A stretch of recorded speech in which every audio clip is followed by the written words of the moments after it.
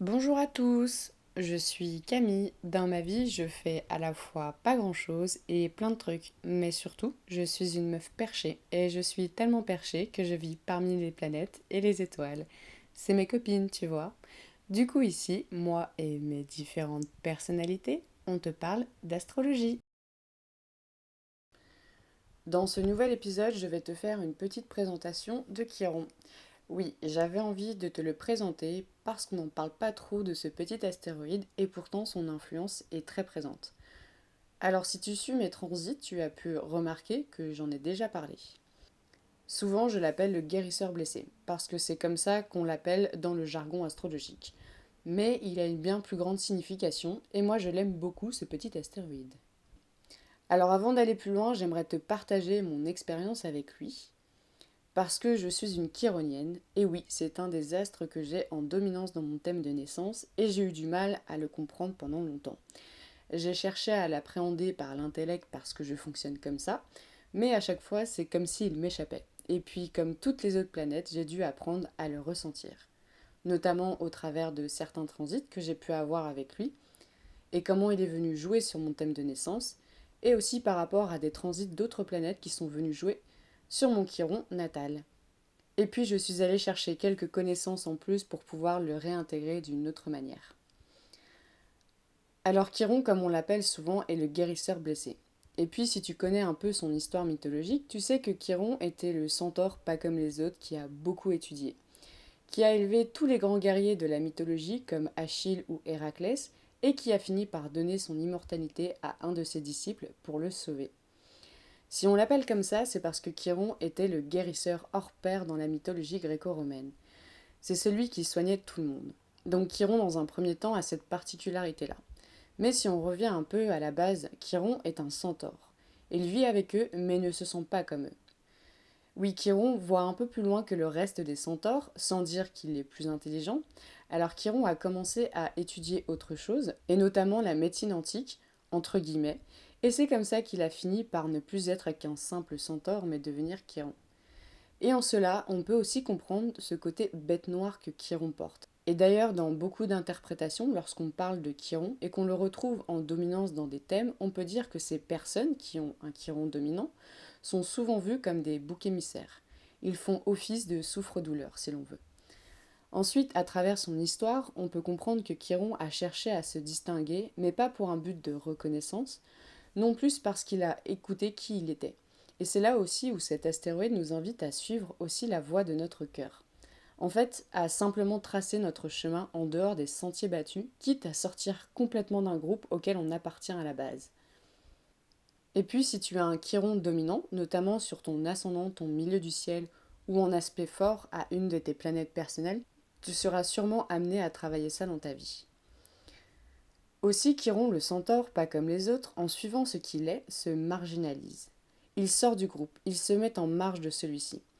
Et c'est une autre signification que l'on apporte à Chiron, car il représente aussi l'aspect marginal en nous, là où il se situe dans le thème. Ensuite, Chiron étudie. Il est aussi synonyme de persévérance, un peu à l'image de Saturne. Et surtout, en élevant les différents héros de la mythologie, Chiron fait aussi figure d'enseignant. Là où il se situe, Chiron nous ouvre à l'apprentissage de quelque chose qui pourra nous guérir par la suite. Et Chiron, en élevant les héros, nous signifie qu'il vient aussi élever le héros en nous, celui qui réussira à vaincre tous les ennemis et surmonter toutes les épreuves. D'abord, il va nous faire apprendre par des expériences, et ensuite de ces expériences, nous deviendrons plus forts. Nous aurons réussi à vaincre nos démons personnels, nos peurs, nos doutes, etc. C'est aussi pour ça que Chiron est appelé le guérisseur blessé, car il nous apprend à alchimiser nos blessures et en faire des forces. Et ces blessures sont souvent appelées les blessures d'âme. Ce sont ces blessures que Chiron vient mettre en évidence dans le thème en fonction de là où il se trouve. Donc quand on parle de blessures d'âme, ça se situe à l'échelle de l'âme. Donc sûrement que c'est des blessures inconscientes tant que l'on n'y est pas confronté. Mais surtout, elles sont un poil karmiques. Car Chiron, en représentant ces blessures d'âme, ramène avec lui un facteur karmique, ramène ces blessures de d'autres vies, on va dire. Et c'est là où, en regardant notre Chiron natal, surtout quand il y a des transits importants sur lui, nous pouvons y révéler des blessures très profondes et qui proviennent d'autres temps et parfois de très loin.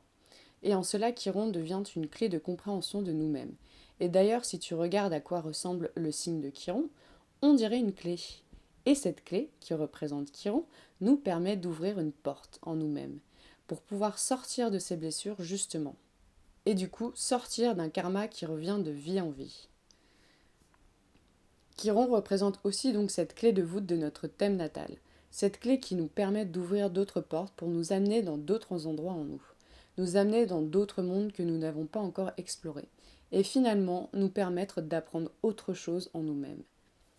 Alors il faut savoir aussi que Chiron dans notre système solaire se situe entre la planète Saturne et la planète Uranus. Et cela aussi est un point intéressant à prendre en compte pour comprendre cet astéroïde. En se situant entre ces deux astres, il vient délimiter les planètes personnelles des planètes transpersonnelles. Saturne représente la limite de notre système personnel et Uranus représente la progression de notre système vers le collectif. En se situant entre les deux, Chiron nous invite encore une fois à une ouverture. Un premier pas vers le collectif, vers le tout. Il sort de la limitation imposée par Saturne, il en est en dehors, donc on revient encore une fois au côté marginal. Il est à la frontière de notre système personnel. Et en cela, Chiron ne vient pas remettre en question les limites imposées par Saturne, il vient juste les contourner. Il se met à côté. Il prend ses limites mais ne les intègre pas. Et d'ailleurs, personnellement, à force d'avoir observé mon rapport avec le placement de mon Chiron natal, j'ai pu remarquer avec le temps que là où il se situe chez moi, j'avais toujours besoin de me mettre en marge, d'accepter les codes du système qu'on m'imposait, mais de ne pas forcément les suivre.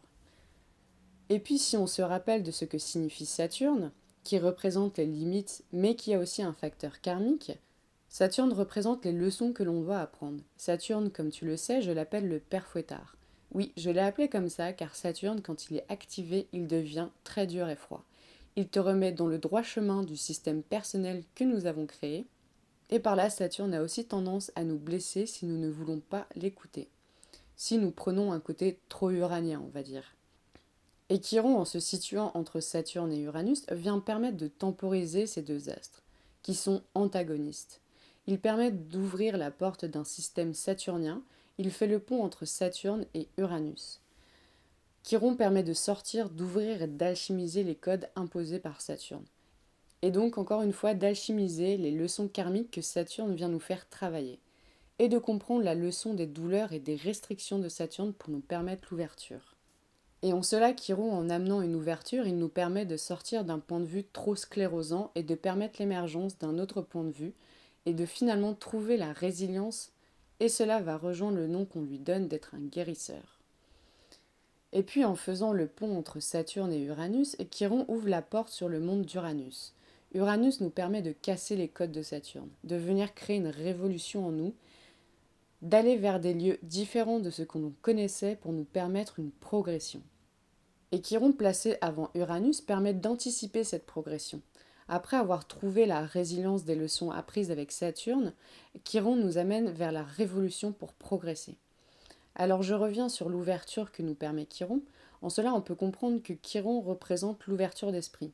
Et puis, à la différence avec Uranus, Chiron ne casse pas les codes de Saturne. Chiron nous permet d'accepter les deux points de vue, celui de Saturne et celui d'Uranus. Il accepte les codes de Saturne, mais comprend et anticipe le besoin d'ouverture et de progression d'Uranus.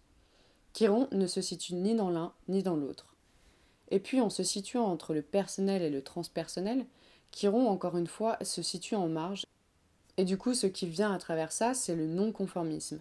Il suivra son chemin sans rentrer dans Saturne ni Uranus. Il ne fera jamais totalement partie d'un groupe. Il comprendra les valeurs personnelles, mais acceptera celles-ci au sein d'une communauté, et fera le pont entre les particularités de chaque individu et le groupe auquel ils appartiennent. Chiron a aussi, au travers de son histoire et là où il se situe dans notre système solaire, un facteur d'humilité.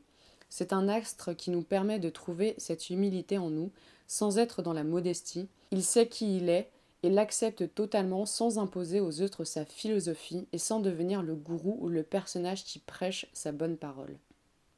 Chiron a aussi un lien avec nos combats et le courage. Et oui, si l'on sait que dans la mythologie, Chiron a élevé différents héros, on peut aussi comprendre que Chiron nous aide à porter nos combats personnels. Il nous amène à lutter pour ne pas échouer et continuer à combattre pour ce en quoi l'on croit, c'est-à-dire ici nous-mêmes. Chiron, en étant le marginal, il nous fait comprendre notre singularité, notre être unique. Il nous amène la compréhension de nos expériences passées qui nous rendent uniques, de nos blessures personnelles qui nous poussent à emprunter un chemin unique, propre à notre âme. Et aussi, finalement, Chiron porte un lien avec notre chemin de vie. Pour finir, il faut savoir que Chiron a aussi un lien avec Pluton. Et oui, tous les deux sont en marge. Chiron en marge de notre système personnel et Pluton en marge du système collectif. Mais ce n'est pas le seul rapprochement que l'on peut faire entre les deux. Car ce qui les rapproche tous les deux et qui les différencie des autres astres, c'est que ces deux astres ont un orbite elliptique. Pour traduire astrologiquement, Pluton et Chiron se rapprochent entre eux car ils vont chacun rester très longtemps dans certains signes et très peu de temps dans d'autres. Pour Pluton, celui-ci reste environ 8 ans dans le signe du Scorpion, alors qu'il va rester presque 30 dans le signe du Taureau. Et pour Chiron, celui-ci va rester environ 1 an et demi dans le signe de la Balance, alors qu'il va rester environ 8 ans dans le signe du Bélier. Et en se situant chacun en marge, Pluton vient faire une transformation, une métamorphose, et Chiron lui permet l'alchimisation, la transmutation. Encore une fois, on peut comprendre ici que Chiron, en le rapprochant de Pluton, a un lien avec le karma, car Pluton est une planète très karmique. Alors pour comprendre ce lien aussi avec l'orbite elliptique et sa maîtrise, en comparant avec Pluton, on sait que Pluton est maître du signe dans lequel il reste le moins longtemps, c'est-à-dire le Scorpion. Alors on peut supposer que Chiron sera maître de la Balance, signe dans lequel il reste le moins longtemps. Mais on lui associe aussi le signe du Sagittaire pour l'enseignement et le signe de la Vierge pour la guérison. Et Chiron met environ 50 ans à faire le tour du zodiaque. Donc notre retour de Chiron se situe vers cet âge-là, entre 49 ans et 51 ans en fonction des rétrogradations. Et donc notre première opposition de Chiron en transit à notre Chiron natal se situe vers 25 ans environ. Pour le premier carré, cela dépendra où se situe Chiron en signe natal, et pareil pour le deuxième carré.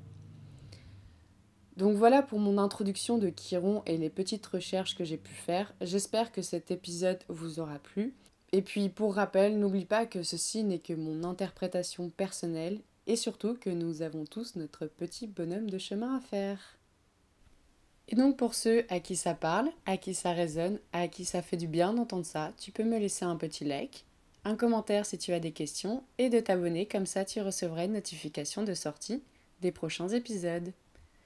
Et sinon, à plus dans le Cosmic Bus.